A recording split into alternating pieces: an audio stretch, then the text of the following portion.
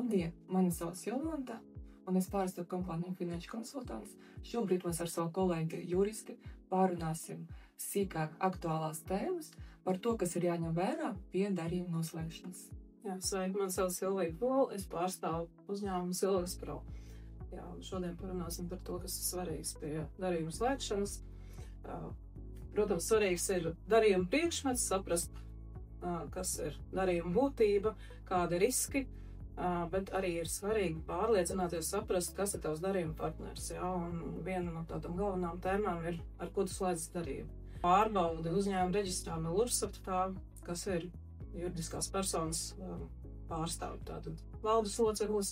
Viņš paraksta viens pats, vai viņš paraksta kopā ar otru valdes locekli. Varbūt tur ir prokurors vai arī ir pilnvarnieks, un tas pats ir arī fizisko personu.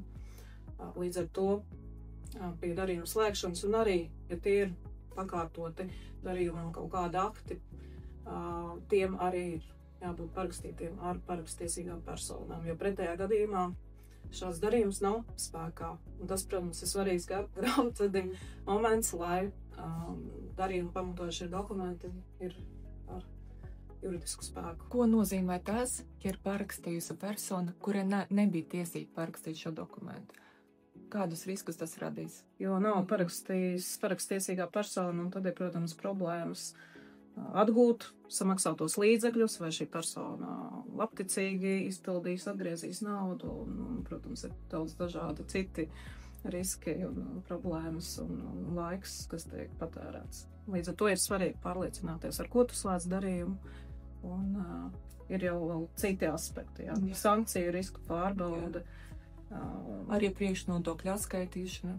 Tādos gadījumos, ja līgums nav spēkā, var būt problēmas ar vidu, ja tu atskaiti priekšnodokli nepamatot. Valsts ieņēmuma dienas var pievērst tam uzmanību, tāpēc minimizē savus riskus un slēdz darījumus pareizi. Pievērs arī uzmanību savam darījuma partnerim, vai viņš būs spējīgs izpildīt uzņemtās saistības. Piemēram, pārbaudi vidu reģistros, vai viņš ir izpildījis savas saistības pret valsti. Ir arī citi reģistri, cita publiskā pieejamā informācija par to, kā viņš pilda savas saistības.